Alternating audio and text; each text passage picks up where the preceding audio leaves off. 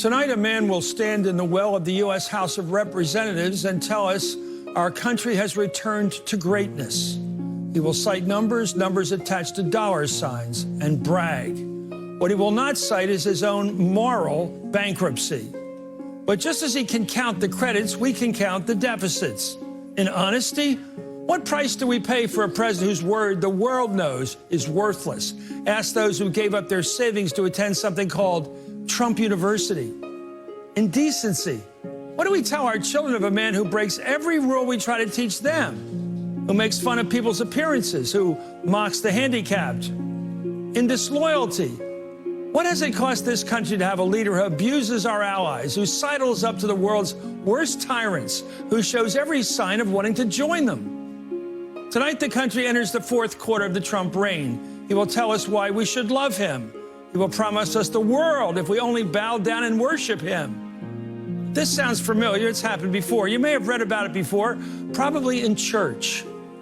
It's the classic deal with the devil. I'm not sure she was throwing shade. I don't think this was about that. I don't think Nancy Pelosi thinks of Twitter and trending. I think she sat there and listened to a pile of lies. And the only way to communicate that visually was to rip up the speech, which was useless because it was full of lies. And she's fed up.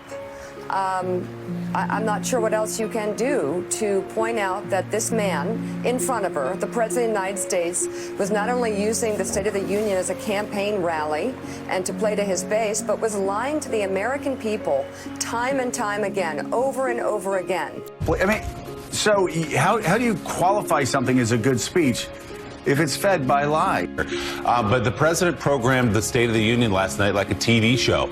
In some ways, it was like an episode of Ellen, where you had a nice military reunion. You had a fourth grader receiving a scholarship.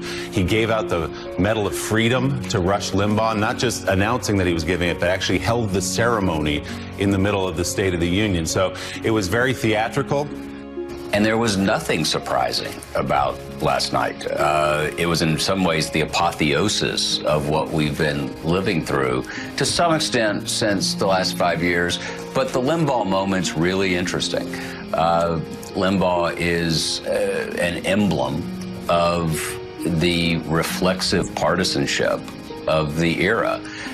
To the point where, you know, when he was supporting, talking favorably about Pat Buchanan back in 1992, and Buchanan, as we know, is really, in many ways, with George Wallace, the forerunner of Trump. He helped drive Buchanan to almost beating George Bush in the sitting president in the New Hampshire primary. So sometimes in history, it's not that hard for those of us who do this. If you want a moment, if you want a couple of days that represents the extremes and the polarities of this era, all you have to do is write about last night. Tonight, it felt like Oprah Winfrey when she said, you get a car, you get a car, you get a car, or Ellen giving out books or something on her talk show. It seemed like every time someone popped up, they were getting something. They were either getting a chance at a school of their choice, a gold star, and Rush Limbaugh, someone who is a birther, received the Presidential Medal of Freedom. And I watched Twitter, and people were very upset.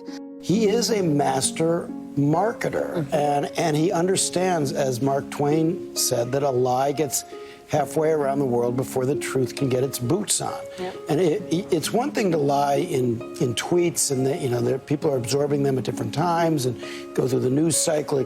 But when you're doing it repeatedly in real time, and part of it is Goebbels, the big lie. Yes, the president had some heartwarming moments during this speech, but he was also engaging in some deeply divisive rhetoric aimed at immigrants, aimed at Latinos. And while, yes, he was trying to make appeals to the African-American community, it can't be forgotten that he was awarding the Medal of Freedom to Rush Limbaugh, who has a history of making derogatory comments about African Americans. Because it appears that this was a completely unprecedented move that just happened, and they're awarding that Presidential Medal of Freedom. not just in the chamber, but to someone as controversial and divisive in this country as Rush Limbaugh, whose past comments on race, whose past comments on women are already making the rounds on Twitter.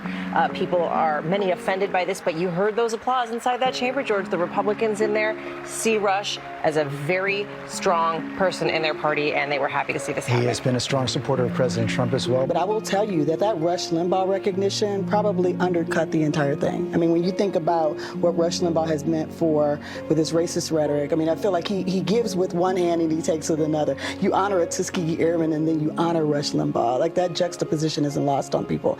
It is Black History Month, and I think it was probably right of him to recognize the history of African Americans in this country. But when you honor someone like Rush Limbaugh right after honoring someone who risked his life to fight for this country, I think African Americans know better. But George, I must say that the divisions here were stark. Seeing that African-American general who was honored by the president tonight, and then having Rush Limbaugh honored in the same way, was just another reminder of just how divided the country truly is. It's so far removed from a traditional State of the Union at this point. I don't think it's just timing that we're calling it the State of the Union. I mean, this was a conservative checklist, campaign checklist of making sure you hit every special interest group. School choice, got it. Immigration, check. Talk radio icon, check. I mean, it was all about goosing the base and making a lot of these special interest groups. Judges, check. This was not an agenda setter. Had some very confrontational language on health care that, of course, alluded to the debate going on in the Democratic primary right now about whether or not the government should be more involved in health care. He made two remarks about socialism, one with regard to the government in Venezuela, but one with regard to health care, which, of course, is also something that Republicans accuse Democrats of wanting, and some Democrats say they do want government-run health care, which is a very ad-libbed line. The speech almost felt as if it's a trap for Democrats. It's almost he's baiting Democrats, like, watch this. They'll think this is nuts. I'll give the Medal of Honor to Rush Limbaugh. Did anyone, usually in these addresses, the president at some point says the State of the Union is strong. Did I miss that? Yeah, it's remarkable, Lester, the tenor and tone and mood in this room. More campaign-like and partisan than any I've covered in the last decade of covering speeches inside, these types of speeches inside the chamber, State of the Union's, joint addresses. In fact, there are still some Republicans here in the chamber flashing the thumbs up to Rush Limbaugh, who, of course, was given the Presidential Medal of Freedom as this all unfolded. But I cannot underscore how poisonous the atmosphere in here felt throughout this speech. For half of that hall, it looked like they were in a political convention. For the other half, it looked like they were being held hostage.